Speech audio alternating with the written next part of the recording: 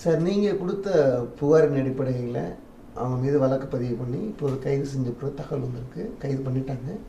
எப்படி பார்க்குறீங்க?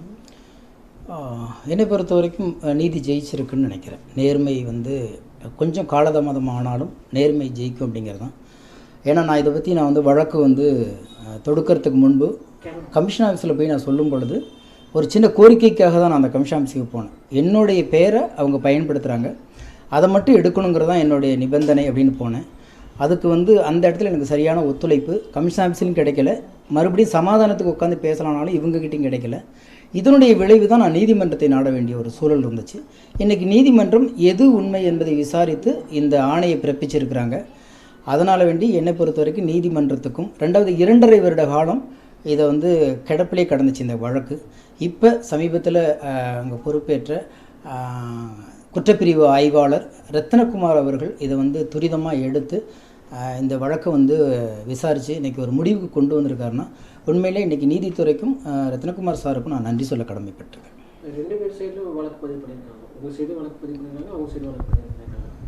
ஆனால் இன்றைக்கி உங்கள் நேமில் பணம் வாங்கினதுக்குண்டான ஆதாரம், அதாவது அவங்க அந்த ஃபவுண்டேஷன் நேமில் வாங்கியிருக்காங்களா? அது உங்களுக்கு இல்லை, ஏன்னா எவ்வளோ வாங்கியிருக்காங்க என்ன வாங்கியிருக்காங்கன்னு தெரியாது. ஆனால் என்னுடைய நேமில் அவங்களுடைய வங்கி கணக்குகளை கொடுத்தது, அதன் மூலம் வலைத்தளங்களில் பொதுமக்கள்கிட்டேருந்து காசு வாங்கினது அப்படிங்கிறது, அதுக்கான அவங்களுடைய தரவுகள் எல்லாமே நாங்கள் நீதிமன்றத்தில் கொடுத்துருக்கோம். அது பார்த்து உண்மையானதுனால தான் இன்றைக்கி அந்த இதை கொடுத்துருக்காங்க. அவங்க என் மேலே ஒரு வழக்கு கொடுத்தது உண்மைதான். அந்த வழக்கில் நீதிமன்றமும் காவல்துறையும் விசாரித்து அதில் முகாந்திரமே இல்லைன்னு சொல்லிட்டு அதை என் மேலே போட்ட வழக்கை நீதிமன்றமே ரத்து செய்திருக்கிறது. சமீபத்தில் கூட நீங்கள்லாம் கூட அதை ஊடகத்தில் பதிவு செய்தீங்க. அதனால் என் மேலே குற்றமற்றவன்னு நிரூபிச்சிருக்கு. ஏன்னா விசாரணைக்கு பிறகு நிரூபித்த நீதிமன்றத்துக்கும் இந்த நேரத்தில் நான் நன்றி சொல்ல கடமைப்பட்டிருக்கிறேன். அதே நேரத்தில் முகாந்திரம் இல்லாத ஒரு வழக்கை கொண்டாந்து போட்டிங்களேன்னு சொல்லி ரத்து செய்தது மட்டும் இல்லாமல் அந்த வழக்கை தொடர்ந்ததற்கு 50,000 ரூபா ஃபைனும் போட்டிருக்காங்க அந்த வழக்கு தொடுத்தவங்க மேலே. இதெல்லாமே நீதி இன்னும் உயிரோடு இருக்குங்கிறதுக்கான ஒரு வழிமுறையாக தான் நான் பார்க்குறேன்.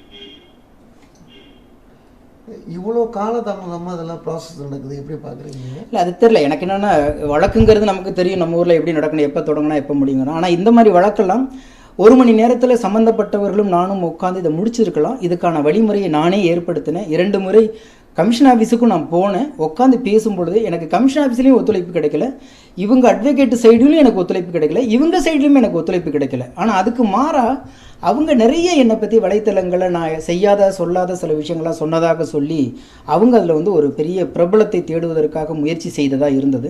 அதனால தான் அதன் மீது நான் எந்த வித விவாதமோ மறுபதிலோ சொல்லாமல் நான் அமைதியாகிட்டேன். இது வேண்டாம், இதை இவங்க அரசியலாக்குறாங்க, நம்ம செய்யக்கூடாது, இது தனிப்பட்ட 2 பேர்த்தோடைய பிரச்சனை, இதை நீதிமன்றம் சென்று அதன்படி நம்ம நம்மளுக்கான நீதியை பெறலான்னு போனேன். அது இன்னைக்கு நடந்திருக்கிறது. Thank you sir. நன்றி.